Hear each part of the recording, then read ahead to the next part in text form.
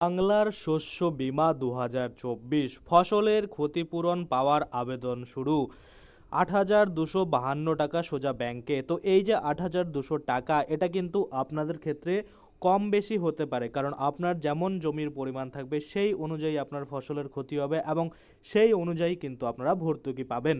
তো দেখতে পাচ্ছেন ফর্ম কিন্তু ইতিমধ্যে দিয়ে দিয়েছে। ফর্ম আপনারা কোথায় পাবেন, আবেদনের শর্ত কি, ফর্ম জমা দেওয়ার লাস্ট ডেট কবে রয়েছে, কি কি ডকুমেন্টস দিতে হবে, কিভাবে ফর্ম ফিল আপ করতে হবে, এই যে যাবতীয় তথ্য টোটালটাই কিন্তু আজকে আমরা এই ভিডিওর মাধ্যমে দেখে নেব। তো চলুন বেশি দেরি না করে ভিডিওটা শুরু করা যাক। আপনাদের সামনে আমি এখন খুলে রেখেছি, আপনারা দেখতে পাচ্ছেন বাংলা শস্য বীমা বিএসবি, অর্থাৎ বাংলা শস্য বীমা। এখানে সিজনটা যদি আমরা দেখি, খরফ মৌসুমের জন্য রয়েছে 2024। এখানে দেখতে পাচ্ছেন পরিষ্কার করে ডান দিকে যে অপশন দিয়েছে এই জায়গাটাতে মধ্যস্থকারীর যে বিবরণ, সেটা আপনাদের কিছু দিতে হবে না। এখান থেকে আপনাদের কিন্তু শুরু করতে হবে যে কৃষকের নাম, যে কৃষকের আবেদন করতেছেন সেই কৃষকের নাম কিন্তু এখানে দিতে হবে। ধরুন আপনার নামে আবেদন করছেন, সেক্ষেত্রে আপনার নামটা কিন্তু এখানে লিখে দেবেন এবং এখানে পিতা মাতা স্বামী অভিভাবকের নাম কিন্তু এখানে লিখে দিতে হবে। অর্থাৎ যে কৃষকের নাম লিখবেন তার পিতা মাতা বা স্বামী বা অভিভাবকের নাম কিন্তু এখানে লিখে দিতে হবে। তারপরে এই জায়গাটাতে বয়সটা লিখতে হবে। এখানে লিঙ্গ পুরুষ না স্ত্রী সেটাকে কিন্তু বা অন্যান্য সেটাকে টিকমার্ক দিতে হবে এবং ভোটার কার্ড বা ইপিক নং যেটা রয়েছে সেটা কিন্তু আবশ্যিক রয়েছে, আপনাকে কিন্তু আপনার ভোটার কার্ড নাম্বার দিতেই হবে। তারপরে দেখুন এখানে কি বলেছে, বসবাসের ঠিকানা। এখানে কিন্তু আপনাকে মৌজা গ্রামের নাম সেটা কিন্তু লিখে দিতে হবে, গ্রাম পঞ্চায়েতের নাম সেটাও কিন্তু লিখে দিতে হবে। তারপর দেখুন এখানে মোবাইল নাম্বার দিয়েছে, মোবাইল নাম্বার আপনাকে লিখে দিতে হবে। আধার নং আবশ্যিক, আধার নাম্বারও কিন্তু আপনার আবশ্যক রয়েছে, সেটাও কিন্তু দিতে হবে। এখানে ব্লকের নামটা লিখে দিতে হবে, এখানে জেলার নামটা লিখে দিবেন।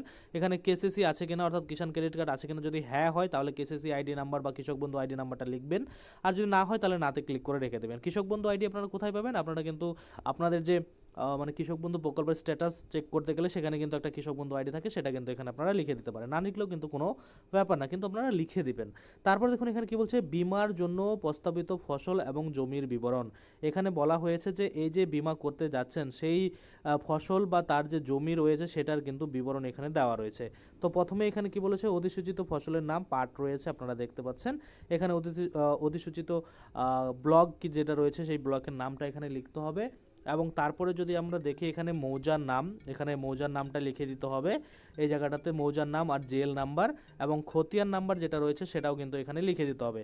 তারপরে যদি আমরা দেখি এখানে দাগ নাম্বার চাওয়া হয়েছে, তো অবশ্যই এখানে আপনাদের দাগ নাম্বার লিখে দেবেন। আর এই সমস্ত তথ্যগুলো কিন্তু আপনারা আপনাদের যে জমির পর্চা বা খতিয়ান রয়েছে সেখানে কিন্তু পেয়ে যাবেন। বিমার জন্য প্রস্তাবিত এলাকা একরে কিন্তু এখানে আপনাদের জমিটা কতটা রয়েছে সেটা কিন্তু লিখে দিতে হবে। অবশ্যই আপনারা একরে লিখবেন। তারপরে নিজস্ব জমি না ভাগী চাষি রয়েছে না ভাড়াটে রয়েছে সেটাও কিন্তু এখানে লিখতে হবে। তারপরে কিন্তু আপনাদের কি করতে হবে, এই যে ফসল রোপণের যে সম্ভাব্য ডেট সেটা কিন্তু এখানে লিখে দিতে হবে। এবার আপনারা যদি দেখেন যে সম্ভাব্য ডেট আপনার মনে নেই, সেক্ষেত্রে কিন্তু আপনারা লিখতে হবে না। ধরুন আপনার সম্ভাব্য মনেই পড়ছে না যে 1 মাস আগে না 2 মাস আগে বা কখন গেছে, এটা ছেড়ে দিলে কিন্তু হয়ে যাবে, কোনো কিন্তু প্রবলেম হবে না। তারপরে যদি আমরা দেখি কি বলেছে, কৃষকের ব্যাংকের বিবরণ, আধার সংযুক্তিকৃত ব্যাংক অ্যাকাউন্ট, অর্থাৎ আধার কার্ড যেটাতে যুক্ত রয়েছে সেই রকম ব্যাংক অ্যাকাউন্ট কিন্তু আপনাকে দিতে বলা হয়েছে। প্রথমে যেটা বলেছে কৃষকের নাম ব্যাংকের পাসবই অনুযায়ী, অর্থাৎ আপনার ব্যাংকের পাসবইয়ে যেমন নাম রয়েছে তেমনই লিখতে হবে।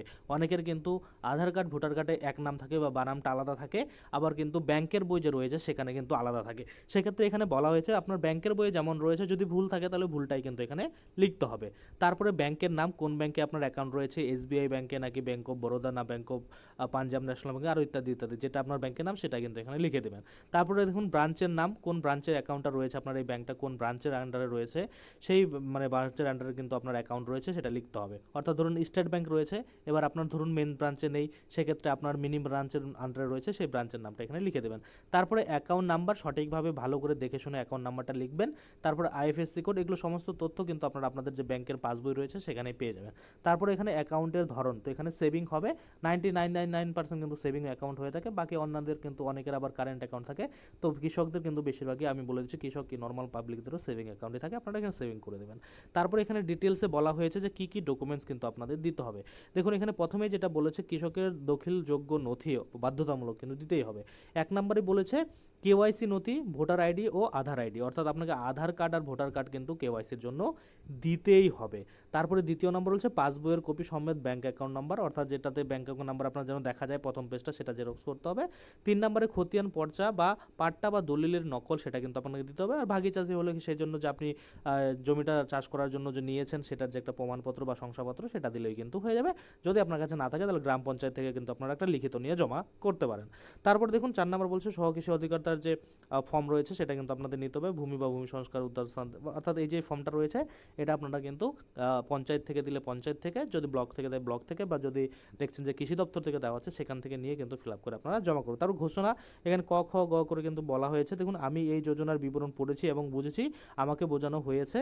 আপনি এগুলো ডিক্লারেশন দিচ্ছেন বা স্বীকার করছেন বা স্বঘোষণা কিন্তু করছেন। যেমন আমি উপরের বর্ণিত ফসল বা ফসলগুলি এবং অধিসূচিত এলাকার জন্য বর্তমানে মৌসুমের জন্য অন্য কোথাও অন্য ব্যাংক অ্যাকাউন্ট, এজেন্ট, সমবায় সমিতি কোনো ফসল বীমা করিনি। অর্থাৎ এখানে বলছে এই যে ফসলের আপনি এখানে বীমা করছেন সেটার জন্য আরও অন্য কোথাও অন্য ব্যাংক অ্যাকাউন্ট দিয়ে কিন্তু আপনি বীমা করেননি, সেটাই কিন্তু ডিক্লারেশনও দিচ্ছেন। আমি এই যোজনার বিধি মেনে চলবো এবং এই সংক্রান্ত কোনো নির্দেশ জারি হলে তাও কিন্তু মনে রাখবো। অর্থাৎ এখানে এই বিধি যে রয়েছে নিয়মকানুন সেগুলো কিন্তু আপনি সব মানবেন, সেটা কিন্তু করছেন। তারপর কোনো পরিবর্তনের ক্ষেত্রে বীমাকারী সংস্থাকে নির্ধারিত সময়সীমার মধ্যে জানাতে হবে। অর্থাৎ কোনো যদি পরিবর্তন হয় সেক্ষেত্রে সময়সীমার মধ্যে জানাতে হবে, সেটাও কিন্তু এখানে বলা হয়েছে। তারপর যদি আমরা দেখি এখানে পরিষ্কার করে দেখতে পাচ্ছেন সাক্ষীর স্বাক্ষর, একটা যে কোনো সাক্ষীর স্বাক্ষর মানে সই করাই দিতে হবে। তারপর এখানে দেখুন কৃষকের সই বা টিপ সই, আপনারা যেটা পারবেন সেটাই দিবেন। তখন সই করতে পারলে সই দিয়ে দিবেন, সই যদি না করতে পারে কৃষক তাহলে কিন্তু এখানে টিপ সই দিয়ে দিলেও হয়ে যাবে। তারপর আপনারা দেখতে পাচ্ছেন এই যে কি লেখা রয়েছে, এটা এরিয়া শোন সার্টিফিকেট, এই যে এই জায়গাটা রয়েছে এরিয়া শোন সার্টিফিকেট, এটা আপনাদের কিছু করতে হবে না। এই যে দেখুন প্রাপ্তি স্বীকার রয়েছে, এই প্রাপ্তি স্বীকারে কিন্তু আপনাকে এটা কিন্তু কেটে দিয়ে দেবে তারা, যখন জমা করতে যাবেন তখন রিসিভ হিসাবে কিন্তু এটা আপনাকে দেওয়া হবে। তো এখানে আবারও কিন্তু যে কৃষক আবেদন করেছে সেই কৃষকের কিন্তু ডিটেলস দিতে হবে, যেরকম কৃষকের নাম, তারপর পিতার নাম, তারপরে মনে করুন কোন পঞ্চায়েতের আন্ডারে রয়েছে, কোন ব্লকের আন্ডারে রয়েছে, তারপরে কবে জমি রোপণ করেছিল, এই যে যাবতীয় তথ্য, ব্যাঙ্ক অ্যাকাউন্ট নাম্বার, শাখার নাম্বার, এগুলো কিন্তু লিখে দিতে হবে। তো এটা কিন্তু অফিসাররাই লিখে দেয়, কিন্তু ম্যাক্সিমাম সময় লিখে দেয় না, আপনাদের কিন্তু সুন্দরভাবে লিখে নিয়ে যেতে হবে। তারা কিন্তু শুধুমাত্র এখানে সিল সই করে আপনাকে কিন্তু কেটে এটা আপনাকে জমা দিয়ে দেবে, মানে জমা নিয়ে নেবে, আপনাকে কিন্তু এটা রিসিভ হিসাবে জমা দিয়ে দেবে। আশা করি আপনারা বুঝতে পারছেন। আজকের জন্য ভিডিওটা এখানে শেষ করব। যদি ভিডিওটা ভালো লাগে অবশ্যই একটা লাইক করে, যদি আমাদের চ্যানেলে প্রথমবার ভিজিট করে থাকেন নিচে একটা রেড কালার সাবস্ক্রাইব বাটন দেখবেন, ওখানে ক্লিক করে সাবস্ক্রাইব করতে পারেন। আর সাথে যে বেল আইকনটা রয়েছে ওখানে ক্লিক করে বেল আইকনটাকে এনেবল করে দেবেন। তাতে করে কী হবে, যখনই আমি এই ধরনের কোনো ভিডিও বানাবো সেটা যে নোটিফিকেশন সেটা কিন্তু আপনার কাছে পৌঁছে যাবে। এবার যদি আপনি চান যে এই ফর্মটা ডাউনলোড করবেন তাহলে কোথা থেকে করবেন সেটাও চলুন আমি আপনাদের দেখিয়ে দিই। তো আমি গুগলে চলে আসলাম, আপনাদেরও গুগলে আসতে হবে। গুগলে এসে সিম্পলি আপনাদের শুধু সার্চ করতে হবে ইয়োবং লিখে সার্চ করলেই কিন্তু আপনারা দেখতে পাবেন ইয়োবং নামে যে অফিসিয়াল ওয়েবসাইট রয়েছে এটা ওপেন হয়ে যাবে। এই যে দেখতে পাচ্ছেন এখানে আপনাদের ক্লিক করে দিতে হবে। যখনই ক্লিক করে দেবেন এখানে দেখবেন অনেক রকমের পোস্ট কিন্তু আপনাদের সামনে চলে আসবে। তো এখান থেকে আপনারা কিন্তু চাইলে এই পোস্টটা খুঁজে বের করে নিতে পারেন। আপনারা ট্রেন্ডিং খবরে দেখতে পারেন, দেখতে হবে আপনার কোন ক্যাটাগরির এটা পোস্ট রয়েছে। অর্থাৎ এই যে যেটা আমরা করছি বাংলার শস্য বীমা, এটা হচ্ছে প্রকল্পের মধ্যে পড়ে, সেক্ষেত্রে প্রকল্পের উপর আপনাদের ক্লিক করতে হবে। যখনই প্রকল্পের উপর ক্লিক করবেন এখানে কিন্তু আপনারা দেখতে পাবেন যত ধরনের প্রকল্প বর্তমানে চলছে। যেমন দ্বিতীয় নম্বরে আমরা পেয়ে গেলাম বাংলার শস্য বীমা, আপনারা হয়তো আরও তৃতীয় চতুর্থ নম্বরে কিন্তু পেতে পারেন।